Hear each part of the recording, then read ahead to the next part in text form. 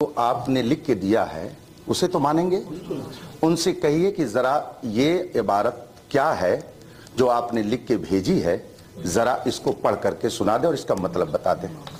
ये नीचे वाली इबारत मैं इस पे निशान लगा दे रहा हूं। ठीक, चलिए ये लीजिए,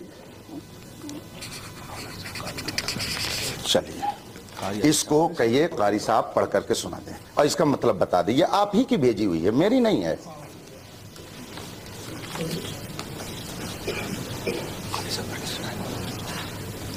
कारी साहब पढ़ करके उसे सुनाए।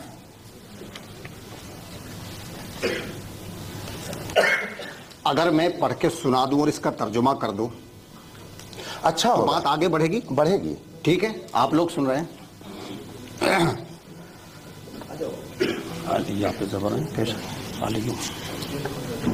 ठीक है, वो तो आपने लिख के दिया, बात तो आगे बढ़ेगी।